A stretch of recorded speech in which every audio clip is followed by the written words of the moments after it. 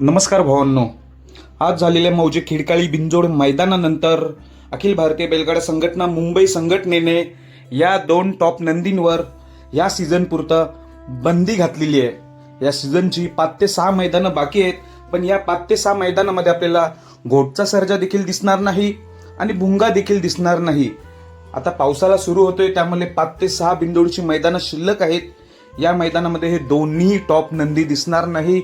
याचं कारण संघटनेने, मुंबईच्या संघटनेने या दोन टॉप नंदींवर बंदी घातलेली आहे। याचं कारण तुम्हाला माहितीच आहे, गेले 3-4 दिवसापासून काही बाईट व्हायरल होत आहेत। या अनुषंगाने संघटनेने निर्णय घेतलेला आहे की घोट सर्जा देखील दिसणार नाही, भुंगा दिसणार नाही। आज मौजे खिडकाळी मैदान झालं, त्याच्यानंतर बाईट, कालची बाईट, इतर बाईट, जुन्या बाईट, या सगळ्या बघून संघटनेने नियमावली जाहीर केली। ह्या दोन नंदींसाठी 5 ते 6 मैदानासाठी हे दिसणार नाही, म्हणजे हा सीझन बोलले, त्यामुळे खूप वाईट वाटते।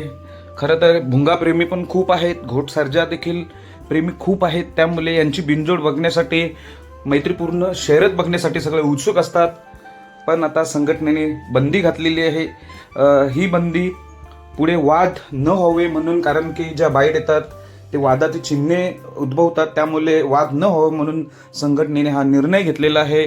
घोट सर्जा देखील बिनजोड मैदानात दिसणार नाही आणि भुंगा देखील बिनजोड मैदानात दिसणार नाही।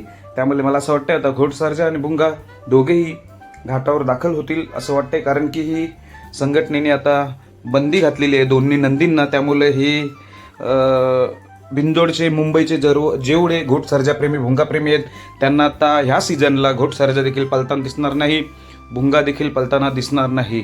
धन्यवाद।